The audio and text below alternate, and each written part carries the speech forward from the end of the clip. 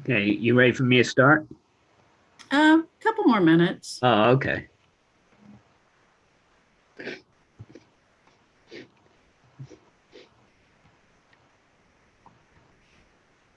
Cheryl, were you needing to share your screen and were you showing slides? I can't remember. No, I'm not going to. Okay. Okay.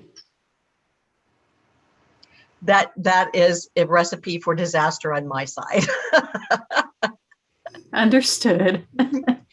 It's good to know your limitations. During Fringe live streams, I rely on the interns to handle all the technology. If something will go wrong with me, can go wrong, it will go wrong. Fair enough.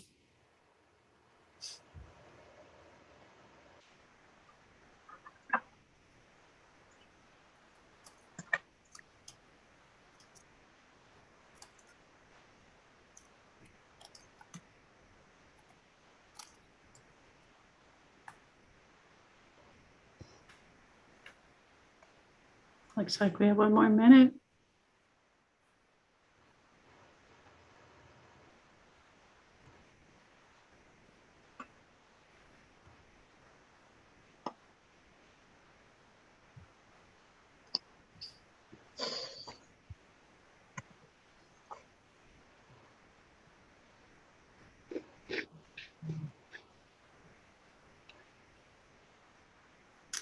I'm going to start the recording, Craig, and then you can start.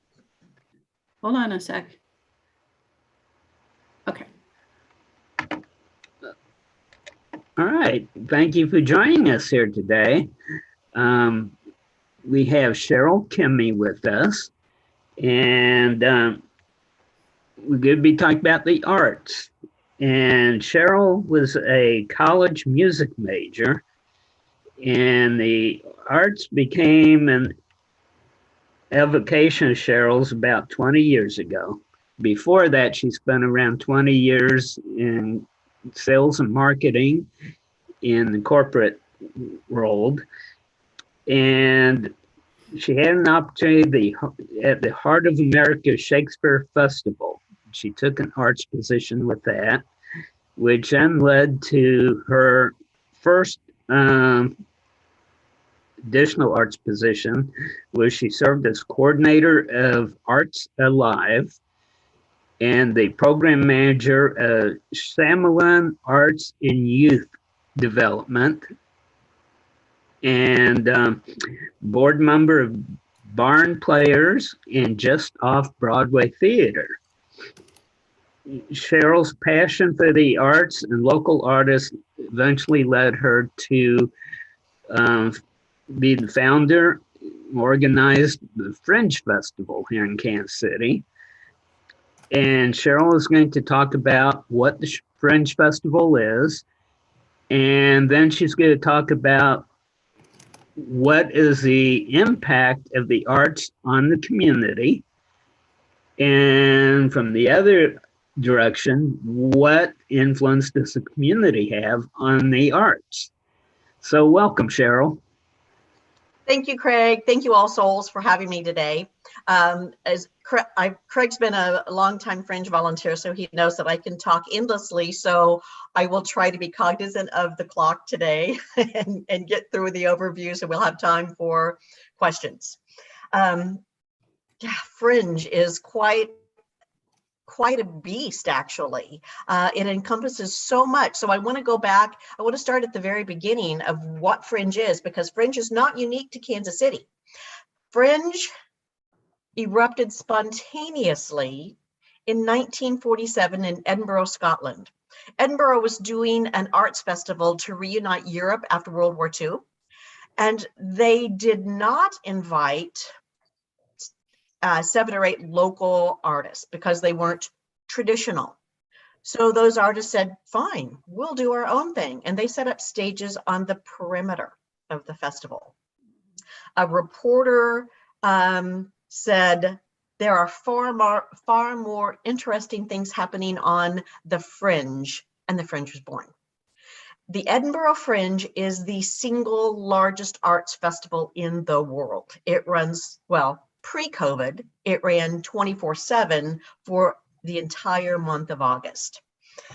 And there's so much that happens, and I'll get more into that. But then Fringe spread across Europe.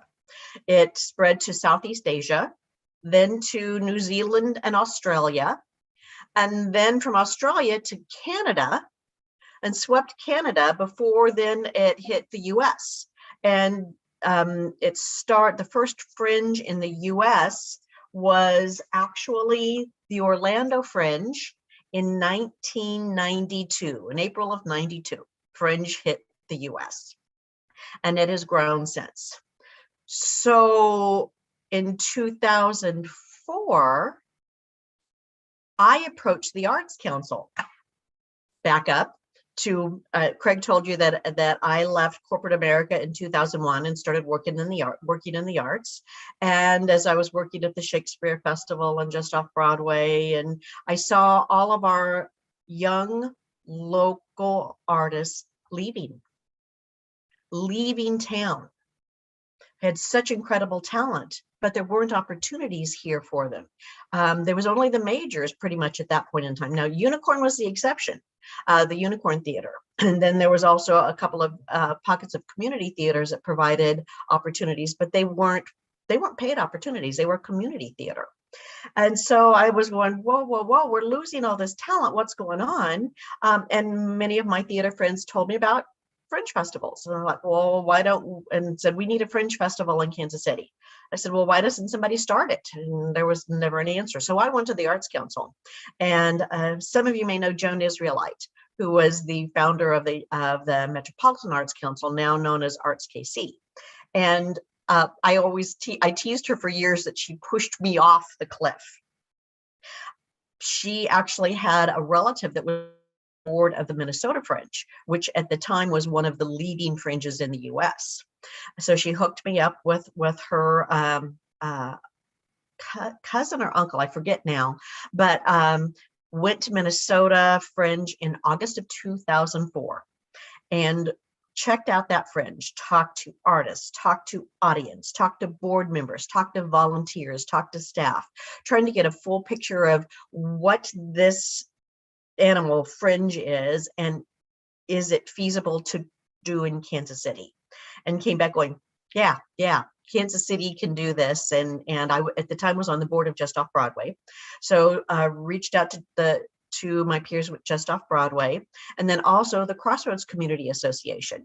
And we were starting conversations and talking about what's possible and what's not, when I got a call from Joan Israelite at the Arts Council saying, Cheryl, are you available next Thursday? And with Joan, you make yourself available. She had a meeting at the downtown library. It had just opened, the new downtown library. And they were talking about doing a kids Fringe, which Joan knew was in our overall projections of what we wanted to do, a regular Fringe and a youth Fringe. And so I met with the library, and we were on parallel paths, and we decided at that point to join forces and move forward. Then the debate came. That was the fall of 2004. And the library was wanting to do something in the summer of 2005. It's like, oh my gosh, just a really short window to try to accomplish something. So we held a couple of all calls to artists in January and February with 3 questions. Is Kansas City ready for a Fringe? Would you participate? And should we try to throw something together for 2005 or launch in 2006? It was overwhelming. Yes, why wait? So we threw up, well, whatever, got a website with applications up by March 1st and said by May 1st, if we have 30 applicants, we'll move forward and do this. We were shooting for a 3-day event in July.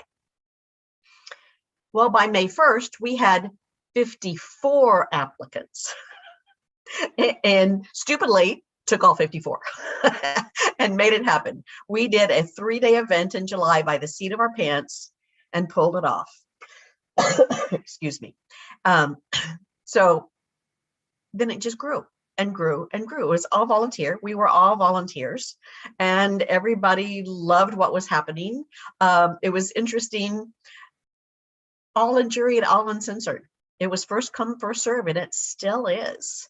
As we did surveys each year, we surveyed the audience and got their feedback. We surveyed the artists and got their feedback. And the first couple of years, the artists were like, well, we need edgier stuff. And I said, then bring it. So it took the artists a while to wrap their head around, this wasn't censored. They had a free voice in this. And then they stepped up and started bringing what they wanted to bring to the festival, not what they thought people wanted to see. So festival grew and grew and grew. 19 was the last in-person festival. That was year 15. And we had grown from a 3-day event to a 2-week event. Then COVID hit and everything went out the window. For those who were on earlier, before we started live streaming, I was asked if I was going to share anything on screen. I went, no, that's out of my technical capabilities.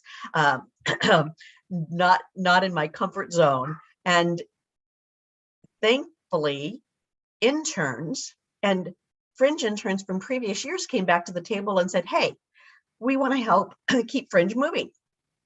So I was on tons of calls in the spring of 20 with U.S. Association of Fringe Festivals and World Fringe Association, and everybody's talking about all these different platforms and how to do live streams. And I was taking notes fast and furiously, hearing these words, but not able to wrap my head around how to do this. So I went back to all of our volunteer staff and our interns and said, guys, I know we need to do this, but I can't figure this out. And the young one said, no problem, we'll research this. We'll come back and tell you which is the best platform and what's most feasible for our organization. And they did.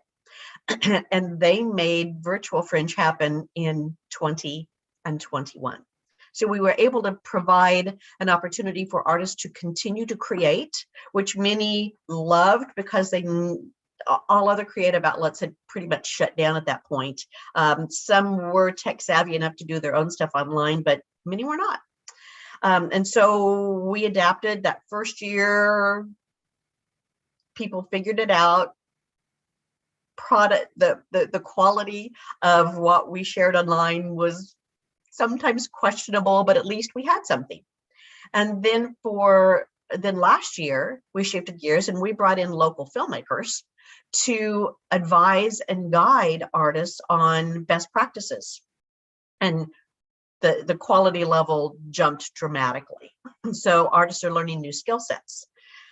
And we've also determined that in the midst of all of this, my philosophy is always turn lemons into lemonade. There's something to be learned from everything. That during Fringe, live Fringe, it is absolutely impossible to see everything that Fringe provides. There just simply aren't enough hours in the weeks and show slots available to see everything that is being presented. So it's like, okay, so as we move forward, then we're going to go, hopefully in 22, we'll be back to a live in-person festival, but we will then be recording live, because for many of the artists, just doing a recording in an empty studio or in your living room, you don't get that audience feedback, which so many shows depend on. But we will, so the goal is to record everything professionally live during the festival. And then once the festival closes, then do a couple of weeks of live streaming. So people can see shows that they missed or see shows that they want to see again, and provide even more opportunities. And for those who are not comfortable coming out, can see shows. And it also expands our audience and artist opportunities, both nationally and internationally. And that is another point, that this is not just a local festival. We have artists and have had artists for years, even since the beginning, since year one, regional, and then we grew into national. And for the last 10 years, we've had international participants in the KC Fringe Festival. So, Craig, make notes of the things that I'm jumping over because there's so much to share. There's no way I can touch on everything. But Fringe, I learned early on, people didn't have a good grasp of what Fringe were. There were many that thought, oh, it's just community theater, and dismissed a lot of it. So I learned when I spoke in front of folks to do a little Q&A. And oh, let's see, I can't see anybody's faces, but I'll just go ahead and ask questions.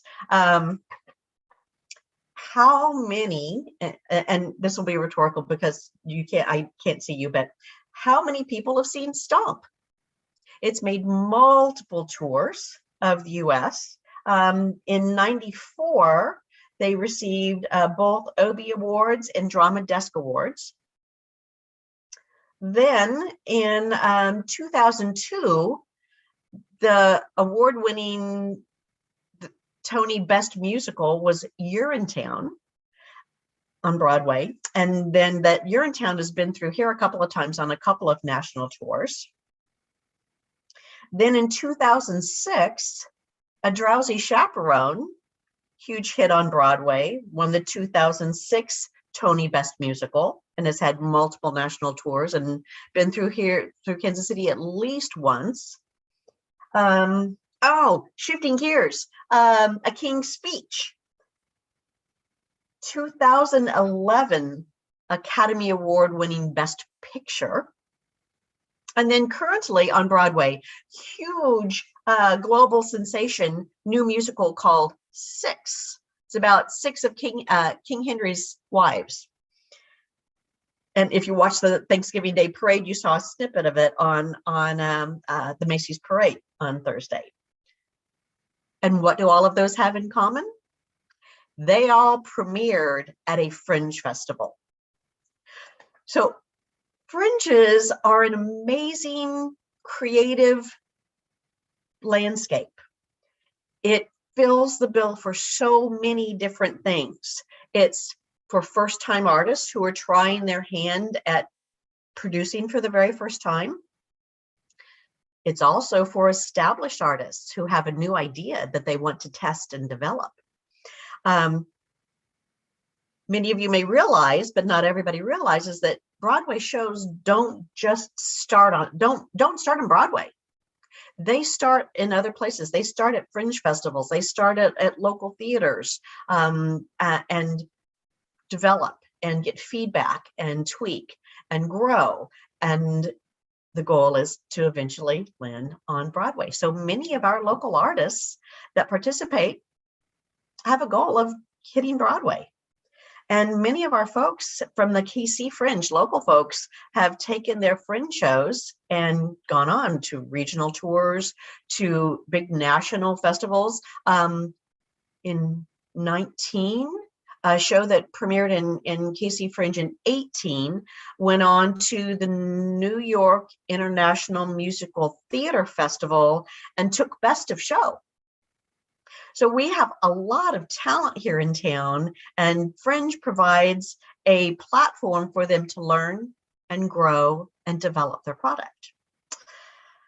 And I'm sure you may have a question, so I will wait for questions to expand more upon that, because I do want to address the question about how arts impact the community and the community impacts artists. And I can only relate from my perspective that for me, when we give artists the opportunity to share their voice openly and freely, we can learn so much through theater, especially. They can convey messages and give perspectives on things that I may not know, I may not have any experience with, you may not know, and thereby opening people's hearts and minds to new ideas and new concepts. And then the community, I mean, the community reaction to this last year's fringe shows were all pretty dark, which is reflecting what's happening in our community. Things have been dark with COVID, and you can take that meaning in multiple ways, that these have been challenging times, and the artists are then reflecting these times in the work that they produce. And so it goes hand in hand. What's happening affects the artist's creativity, and then the artist's creativity, their message, can impact the community and how they respond to those situations. Let me grab a drink real fast. So in being cognizant of my time, it's supposed to be about 20 minutes, folks. Is that right, Craig? Renee? Okay. You can go up to 30 minutes is okay. Oh, all right. Well, you know I can talk nonstop for an hour. So I want to dive in a little more on how Fringe works here, because Fringe is a little different in every part of the world. And here in the US, each US Fringe, and when I started KC Fringe in 2005, there were 15, 16 fringes. And there were 4 of us launching in 2005. And now in the US, there are over 40 US fringes. And everybody has a little bit different approach. Some are totally theater festivals. Some have different variations. Here in Kansas City, we have performing arts. We have visual arts. We have a film component, which bridges those gaps, film and media, mixed media. Then we also have a youth component and a teen component. And the library, I'd mentioned early on that we partnered with the library. The library, Kansas City Public Library, since day one, has been the sponsor of our youth fringe component. And then we developed a partnership, multiple partnerships with both young audiences and with the Coterie for our teen fringe component. And the concept is to provide a platform for teens to create their own work. With Coterie, we do a playwright workshop the last weekend of Fringe, and make it accessible. It's $10 for kids to participate. And if they don't have the funds, then we have a scholarship fund to support that. And then through that, they can find out if they like writing and playwriting, and then have the opportunity to participate in the Coterie's Young Playwright Spring Workshops that happen every year. And we're working with them to develop a mentorship program to then develop those plays and produce them in the Fringe. And then we work with young audiences to provide a stage for all teen artists that want to produce and perform, and provide folks there that guide them through all the steps. And we guide our regular Fringe artists. We provide workshops how to produce. We lay it all out for folks that have never produced before and what to do. And Fringe is actually the best deal in town. They pay to play, they pay to participate, because otherwise you get up to the end, to opening date, and they're like, oh, I'm not ready, and bail. But if they have an investment, they will follow through 99% of the time and make it happen. So they pay a nominal fee. For a small venue, they pay $300 and get 5 performances. We provide the venue. We provide limited technology, light and sound. We have a technician that runs their light and sound, and it has to be pretty basic, nothing complicated. We provide all the front of house. We provide all the ticketing. We provide ushers. We provide all of the bookkeeping on the back end to track all the ticket sales and their proceeds. And we share proceeds. Artists get 70% of the ticket sales, and the venue who hosts them gets 30% of the ticket sales. And then provide promotion of the festival overall, and then do workshops with them on how to promote their individual shows. So we try to provide all those support and background that they need. Many take full advantage of what we provide.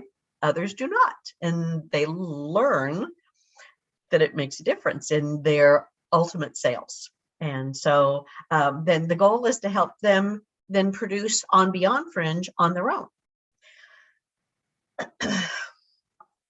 So we've got a lot of things have developed now. There are more theaters, more local theaters that have opened up, and we have several local playwriting group organizations that support each other and work together to develop shows, not just for Fringe, but in general.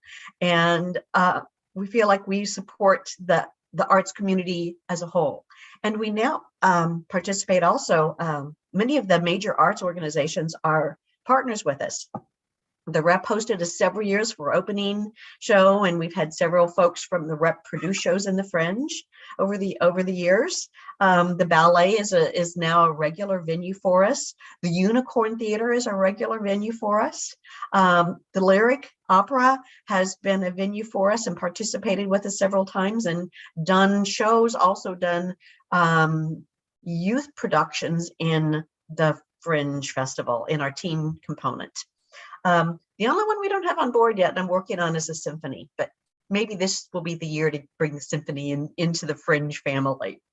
And family, we really consider that the Fringe is a community.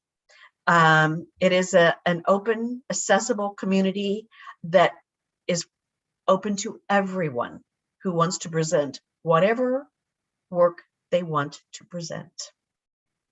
So, for those who've not been to Fringe before, save the dates. The last 2 weeks of July, oh my gosh, and the dates just flew out of my head. I think it's the 17th through the 31st. Double check me on that, please. It's a Sunday through a Sunday, two full weeks.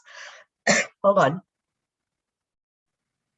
And then we will run a virtual Fringe. We'll probably take a week break and get all the edits finished and then launch in early August, a virtual Fringe for a couple of weeks. And there's multiple ways to participate. You can support us. If you're interested, go to kcfringe.org.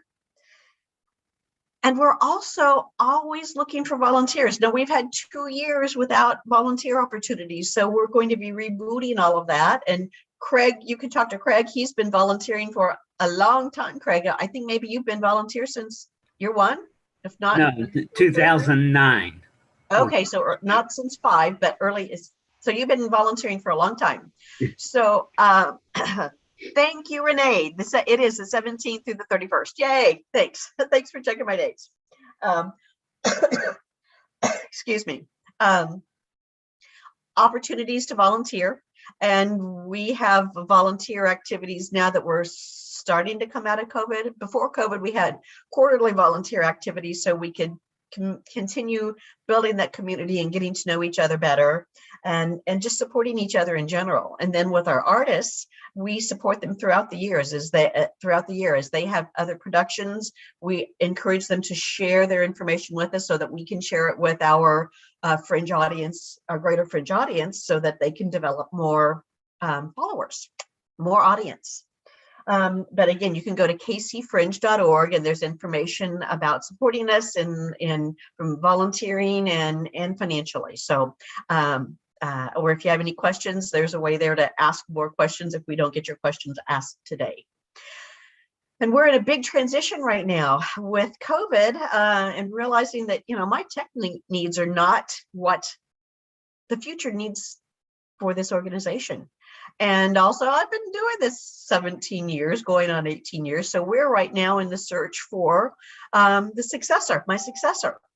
But I'll be staying around for a few years and I will be focused on fundraising. I will become the development director once we hire a new ED, but I'll be around to help share all the history and all the stories and help get the new ED on track starting in early 2022. So with that, I will stop talking and see what questions we have. What we'll do now is we'll take about a 4 to 5 minute break. And then we'll come back with questions. And during the break, You'll see the normal video, I think. Is that right, Renee? And this will be your opportunity during the break to help support the forum. Thank you, Renee, or whomever is doing that. Here we go. All right. Oops, sorry about that. Thanks for attending today. The All Souls Forum is very important to our church. It provides us a chance to discuss the significant issues that impact our community. It's also important to me personally because I get to learn about the political issues that shape our world and ask questions of our speakers. From the attempted coup on the Capitol to recycling, we discuss all of the important issues. It costs about $100 a week to produce the forum.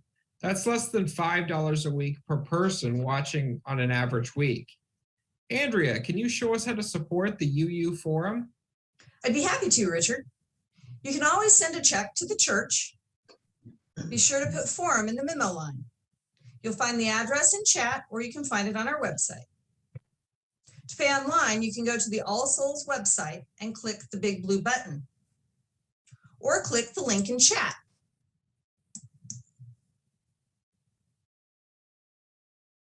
When you get to the giving page, enter the amount that you would like to give. On the next line, be sure to pick Give to Forum so that the money comes to support the forum. After that, you can choose how often you'd like to give. You can leave it at Give This One Time, or you can pick Give This Weekly, every 2 weeks, monthly, or yearly. I like the idea of making a payment each month. It's just easier to budget. I agree. That's what I usually do. After that, you can choose if you'd like to give with a debit card, credit card, or ACH bank transfer.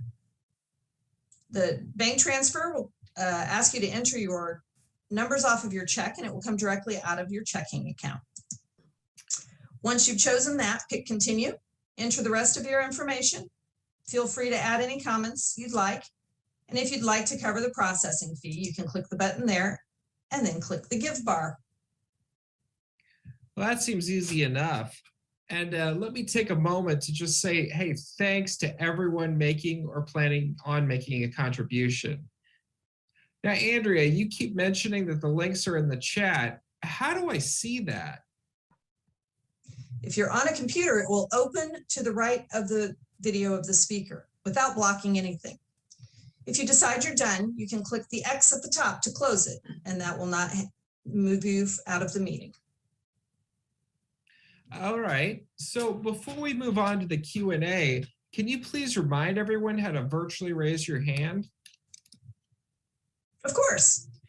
Again, bring your mouse down to the bottom of your screen and look for the reactions button with the smiley face on it. Click it and then click anywhere on the raise hand bar. Zoom will put you in queue so that the moderator can call on you in the order your hand was raised. If you want to lower your hand, just repeat the steps and the bar will now have the lower hand option. If you'd like to see where you are in the queue, you can push the participants button and you will see this view showing you the order that you will be called on. And for those of you on a phone, you can push *9. Anything else I can show you guys today, Richard? No, I think that covers it. It's time for questions.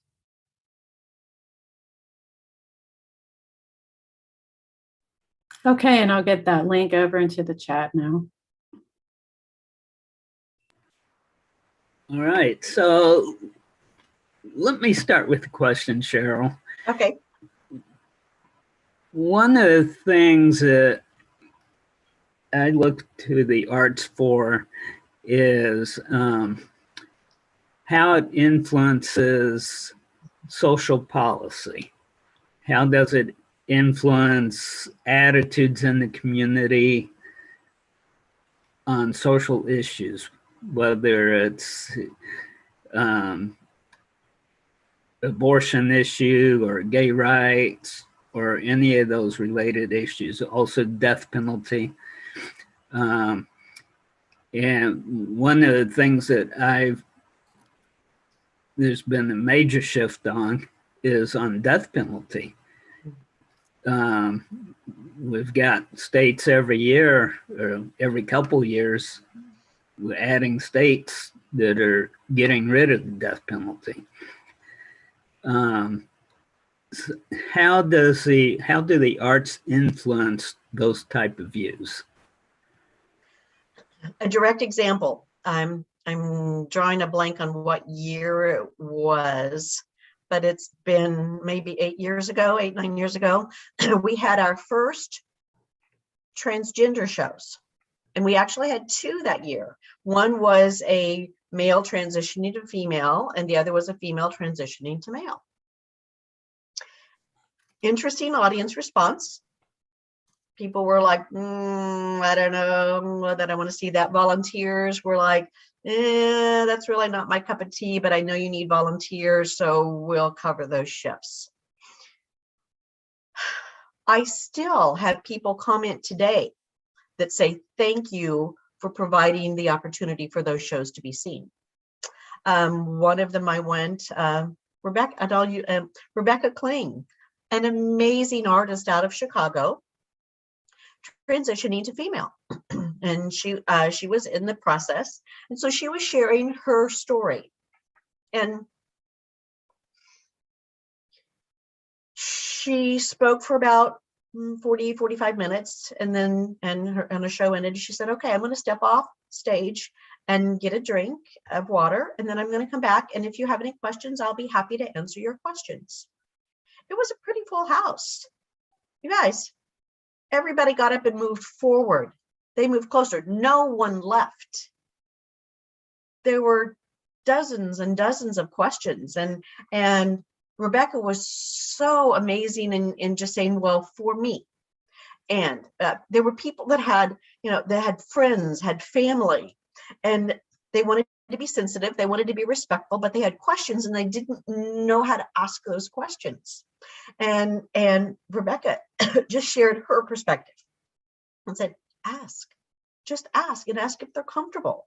And each time she did a Q&A after every single show, and every single time we had to move the Q&A out of the theater onto the street because people had so many questions. And this was a neutral party, not somebody that they personally knew that they would worry about insulting or hurting their feelings, but it was an artist that was putting themselves out there and gave people the opportunity to ask those questions. And many people, as I said, I still say thank you for providing that opportunity so that we had the opportunity to hear perspective and ask our questions and be more comfortable moving forward with our friends and loved ones.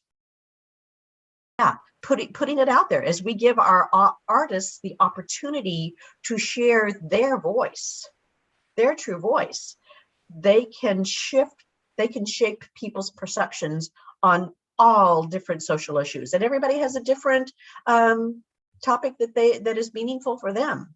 So I always encourage audiences at our Fringe to step out of their comfort zone and see a show that they normally wouldn't see, so that perhaps they can get a new perspective on a relevant social subject that's occurring in our communities and get new perspective. And what influence does that have on what happens in the political realm? Do you see the arts as moving public opinion enough to where that is resulting in changes in what happens in Congress, etc.? Let me say, I would hope so. I don't have data that definitively supports that, but I think it's a beginning in affecting people's perceptions, and there can be a ripple effect. I know locally here in the arts community, just by being aware, I've had colleagues that made me aware, and now I make people that I know aware. If there's something happening in the community, show up at city council meetings. It's shocking.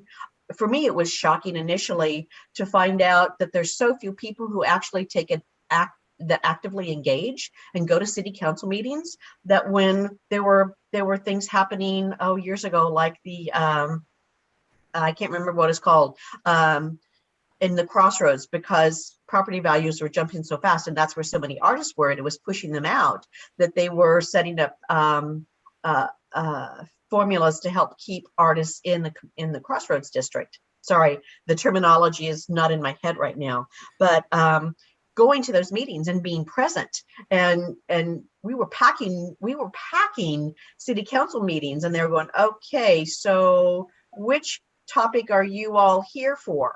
And then when, you know, the whole room was here for the arts taxation issue, then they're like, okay, we want to see a show of hands, who's in favor and who's opposed.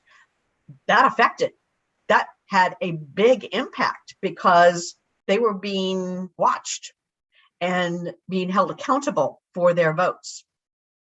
So through the arts, we can encourage advocacy and hold our public officials accountable and respond to what our needs are and our desires are. That help? Okay, thank you for that. And who else has some questions? Joe has his hand up, Craig. Okay. Yeah, hi, Cheryl. I got a question for you. Has over the years, has any performer or show like pushed it too far, or is that even possible? Or like, how do you? Are there some barriers, and how do you handle that? They must be within the limits of the law. And so I frequently had to go to the city and say, hey, one year there was an artist who typically does Shakespeare and is amazing with Shakespeare, but this year his show title was Dancing Naked. And I'm like, red flag. Picked up the phone, called him and said, hey, Tim, your show title's Dancing Naked. Are you? And he goes, oh yeah. And I went, I got to find out if that's lawful or not. And it is. I was surprised. It is lawful as long as there are no live sex acts. But then the flip side of that is, in the early years, we had a couple of burlesque shows, and at one point we wanted to put them into one venue, so for continuity, but we could not, because if we did, then that would make that venue an adult entertainment venue that falls under state laws, and a whole different set of laws that we would have to comply with. But it was interesting, as long as we kept shows like that sandwiched between spoken word or music or theater, it was fine. We just couldn't put them in the same venue. So and fire, oh my gosh, in the very opening year, oh my goodness, opening year, second year, I can't remember, is it one of the first couple of years, we didn't have any criteria about fire in your performances. We didn't ask that question because we didn't know we needed to ask that question. And ironically, as we were dropping programs around, we dropped programs up off Independence Avenue, where the fire marshal is and the health department is, and where you get your liquor licenses, because that's where we had gotten our liquor license for our opening and closing party. So I dropped programs there, and fire marshal's office was going through there, and there was a burlesque show coming from St. Louis, and they were online looking at it, and they saw that this burlesque show utilizes fire in their act. We had no idea. We didn't ask that question. So the fire marshal's office showed up at that group's first performance and shut it down. So I got a call saying, come immediately. And it's like, I didn't know. So the next morning, we're all in the fire marshal's office at 8 a.m. figuring out what to do and how to manage this. And we had to pay a fire marshal to be there during their shows. And then we knew from that point on, you ask those questions. So every year we learn new lessons, things that we don't know, and we have to adapt and learn as we go. So now we ask that question up front. Do you have fire? Do you have this? Do you have that? You are responsible for the permits for that and for the requirements of those permits. Because if you have a fire performance indoors, then you have to pay someone from the fire marshals for a minimum hours and a minimum rate, which adds up quickly. So that's a long answer, but yeah, we don't know what we don't know, and we continue to learn and adapt as we go. And I see a question here from Dave Black. Hold on. Dave, and yes, Dave's been volunteering. Wait, hold on, did I answer that question adequately? Maybe? Okay. Thank you very much. I thought it was very good. Okay. To tears. It was very powerful to see 3 decades. Dave, you want to expand on this? I was, you're answering Craig's question about, because he brought up about the death penalty. I was bringing up an example of a Fringe show that wasn't about death penalty, because New Orleans likes to have their free prison laborers. So they're not out to rush and kill people, but a man falsely accused and imprisoned for decades, and ultra powerful story. Yeah. And it's a simple Fringe show, just 3 small box stages. They permitted smoking in that one. They made an exception because he smoked in prison, and it was it was done in the back of a huge theater. So the show was actually shown on the stage. So everybody was in black box essentially, but it was very powerful. Cool. Hopefully it'll come here. Thank you for sharing that, Dave. And Okay. another topic that you had a very powerful play on was the teen suicide, which was 1 or 2 years before the pandemic hit. Yeah. There have been some amazingly powerful shows. For me, that's why I continue to do this all these years, is walking out of a theater going, oh my God, I never thought about it that way before. And powerful, powerful impact our audiences, our artists can have on our understanding of other situations outside of our realm. One of the things, as far as the type of theater arts, it seems like the most powerful plays seem to be the drama. Do you feel like the comedy shows also influence the community a lot? I think they can, but also no. So with Fringe, you'll find everything from silly slapstick to heavy, deep drama. And everybody needs different things at different times. We all need to laugh occasionally. So those comedy shows provide a great relief, especially when we're in extremely challenging times. And so I think it's a combination of all that is really the salve for our soul. Okay, thanks. Are there some other questions?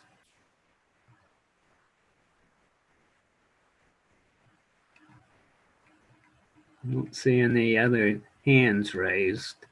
Well, for those, I know can't scroll through everybody, but I know Dave and excuse me, and Craig, what other shows have you seen that have been impactful for you? Oh, wow. I have to describe them a little bit because I don't remember names of the plays at all. Yeah. One was a political play that took place in Missouri. And it was down, I think you had it, the Unicorn. What was it about?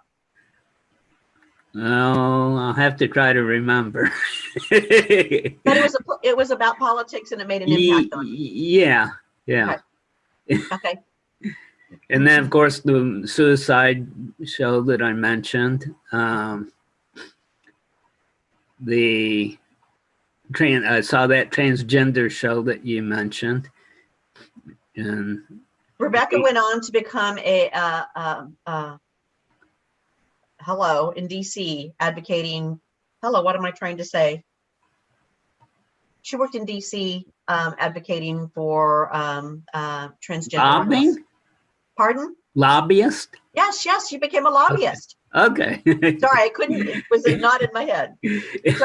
So Dave Black, I know you've traveled and been to many fringes across the world. What would you say your most transformative experience has been at a fringe show, and where? I always favor social justice plays because I've been donating to social justice activism for decades. So I always appreciate when an artist can simplify a message and get a message through clearer. You were talking about transgender, but one of the best venues here at Fringe was those teenagers who told their LGBT stories. So it was a combination of suicide, stress, repression, bullying, and that was a tearjerker. But my first answer when Cheryl asked the question, it was from the when I try to tell people the range of Fringe shows, I tell them about one of the first shows I saw in the first year's Fringe, Phantom of the Boog. It was a mime show. I've never seen a mime show. I thought I'd give it a chance. It was $5. The show starts with a guy picking his nose to the famous Phantom of the Opera music. And in short order, everyone from children to senior citizens are laughing. And you get that from Fringe. Yeah, there's so many amazing artists and so much incredible talent. If you've not been to Fringe, I really encourage you to check it out. And also, Google, we have links on our site to US Fringe site. And most of us have pivoted, hate that word, but pivoted to digital components, and we'll continue those digital components. So you won't have to necessarily travel to see other Fringe shows. You will be able to go online, ongoing, and watch shows all over the US. And actually, the World Fringe is working on a platform to do a network of Fringe shows worldwide. So they'll all be subtitled, regardless of where you live and what language you speak, they'll be subtitled. So that should be coming in the next year or two. So, I have a question for you, Cheryl. That's especially if you are moving into development role. From the first Fringe, as a teenager, when I started my business, I got into licensure. And I'm hoping that Fringe Artists gets into licensure more. One of your main volunteers, Brian Colley, he's had several award-winning shows. I've chatted more than once with him about licensing his shows, because some of these shows are such wonderful message that I see it like a blooming flower that should be in 300 other cities. yes. And as much as you're doing help with billeting and with technical side, I think the business side for artists to be able, because Brian did all that work producing those Best of Fest winning plays, that all he has to do is, there needs to be a separate team that markets and finds Fringe Fest people in Minneapolis, let's say, and can put on Khan and Hexing Hitler and other shows. And he doesn't have to travel. He can do it via Zoom. I believe there's a path for Fringe to get the message, more messages out into the world. Yes. So Dave, let's have a conversation about doing a workshop for the artists, for the You got it. playwrights. Your life, my life is not long enough to do all that needs to be done. None of us are. There's so much to do. So yes, thank you, Dave. I appreciate that. And yes, let's work on a workshop. I think that's the best way to get the information out there. The social justice issues too that I like so much with the Fringe. That's also why I love the plays at Unicorn. Is what Cynthia does is, I think almost every play it has something to do with the social justice issue. It does. She's very attuned to that. It's wonderful. Cheryl, I have a question for you. Yes. Have you seen every performance of Fringe since you've been involved? Or what percent would you say you have seen personally? In the early years, nothing. I ran from problem to problem to problem as we were figuring things out and getting staffing up. And in the last several years, as we've gotten better staffed, I've been able to actually sit down and see shows. Oh my God, it's amazing. But no, it's absolutely impossible. We typically, if you go to every show slot that we have, because we'll run 15 to 18 venues simultaneously with 6 different shows in each venue. It's physically impossible to see all of those shows. You generally have anywhere from 75 to 100 different shows. And each of those shows do 5 performances. And so there's maybe 30 to 38 actual different time slots to see. So I think the most I've ever seen is 12 or 13 in any given year. Mm. So yeah, and you don't know what is a don't miss until sometimes the festival is over and people are like, oh my God, that was the best show I've ever seen. Oh, but also, I love this. You know, almost every time I've gotten a complaint that, oh, that was the worst show I've ever seen. And if it were my first Fringe show, I would never come again. Every single time, I then ultimately have somebody else who says, wow, thank you for letting that show roll, because I learned something from it. So it is in the eye of the beholder. Everybody takes away different things. Okay. Any other questions? Let's see. I don't see any hands. There's got to be more questions. Everybody ask a question. Rita is waving her hand from her picture. Oh, okay. Yeah, Rita, what's your question? You're on mute. Thanks for being here. This is really goading me to get more active again.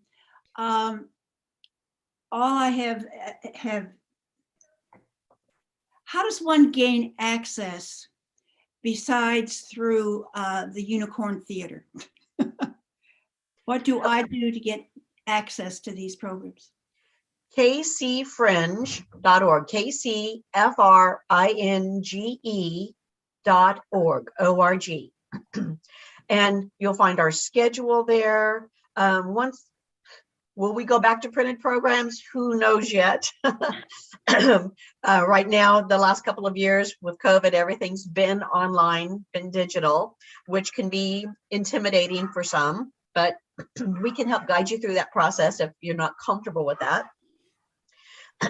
We also have a Facebook page. I do Facebook, but I don't do all the others, Instagram and Snapchat, and I let the younger staff members handle all the social media. So we have all the different social media outlets that you can find information about Fringe. There are volunteer opportunities. We email once you're in the volunteer loop. Craig and Dave can both tell you that we send out regular emails and keep volunteers up to date on what's going on. We also have a general email. People, just audience and artists and volunteers as a whole, we have a general e-blast that goes out, should go out regularly, gets out periodically with updates and what's going on. And yeah, and now that as we hopefully start coming out of COVID, hopefully, that we'll be able to start gathering more in person and then sharing more in person about what to do and how to do it and what opportunities are available. Does that help, Rita? It helps a lot. Thank you. Okay, good. Hey, any other questions? We'll save the date, July 17th through the 31st, and come check out Fringe. And watch the website, watch Facebook, and we'll be announcing in June, late June, who the artists are, what the schedules are, where everything will be taking place. Okay. Okay. Thank you, Cheryl. I Thank have a possible question. Since there is quite a bit of social justice stuff with Fringe, how can we get, since All Souls has done like 8 that came out of California, how can we get some of these artists that have done their work and get them outside of the 2 weeks in Fringe, get them more exposure, and of course, get more exposure to that social justice message? If we can do something to have an ongoing series, I like the fun stuff too, but I especially like stuff that possibly can change the world.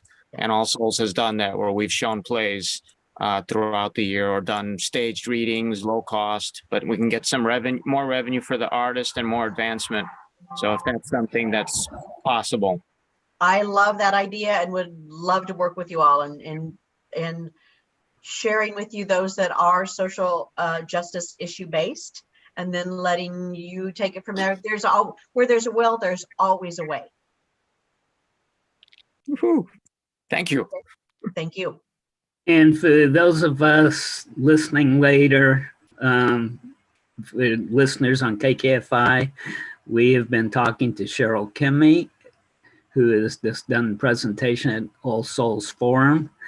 And we've been talking about the arts. She is the founder and executive director, or soon to be outgoing director of KC Fringe. And we've been talking about the impact that the arts have on the community and vice versa, the impact the community has on the arts.